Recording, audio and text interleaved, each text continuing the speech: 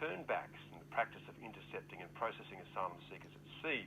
The group's convener, Robin Rothfield, spoke to political reporter Jane Norman a short time ago. Robin Rothfield, could you start by just explaining what this motion is? Okay, this is a motion about turnbacks. It's opposed to turnbacks. It says that the turnbacks put the lives of asylum seekers and seafarers needlessly in danger. That's the bottom line of the motion. And how confident are you that the Labor Party will adopt this motion? Look, I'm reasonably confident. The left has a strong voice at National Conference.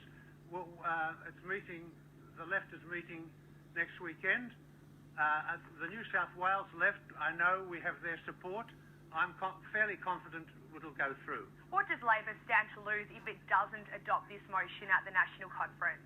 Oh, what it stands to lose, it makes itself out to be a cruel, opportunistic, shameless party which has completely forgotten the values of the party. Are you worried as well, though, that you will start ceding ground to the Greens, that some of the supporters of the Labor left will move to the Greens at the next election? That's a possibility also, that will happen to an extent also.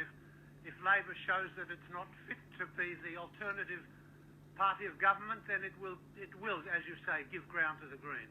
Several frontbenchers, though, Labor frontbenchers, do support adopting the Coalition's turnbacks policy. They argue a government needs maximum flexibility when it comes to a border protection regime. Do you agree that a government needs, as they say, several tools in the toolbox when it comes to this area of policy? Not those sort of tools, no. Not tools which make Australia to be a cruel, heartless and unwelcoming country, a country which could take in so many, many more refugees than it does. When we compare ourselves with Italy and countries like Italy and Jordan, we come out to be shameless. Leaving aside the humanitarian intake issue, just focusing on border protection, hasn't Labor learnt, though, from its years in power that you need a tough border protection policy or you risk having an influx of asylum seekers arriving by boat?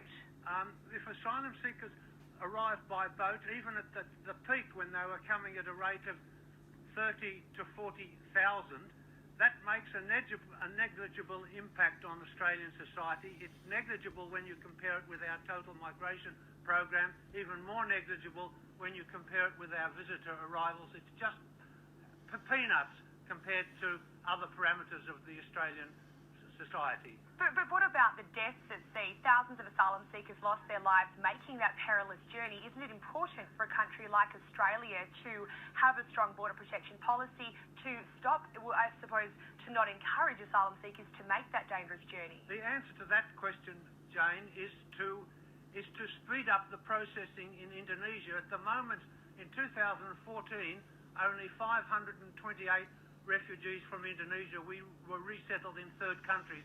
We could dramatically increase that number, and when they've been successfully processed as refugees, they can be flown to Australia in an authorised way safely and with great benefit to Australia by having them work in regional areas doing tasks that are where labour is in short supply. There seems to be a division here between the parliamentary arm and the grassroots supporters. I mean, do you think it's helpful for Labor to continually have this fight at forums like the National Conference over its asylum seeker policy? Well, that's for the parliamentary party. If they would start listening to the platform, listening to what has been adopted at the 2011 conference, if they would start listening to the views of the rank and file, instead of ignoring the rank and file, then we wouldn't need to have these stoushes. All right, that's all the time we have. Thanks for your time, Robin Rothfield. Pleasure.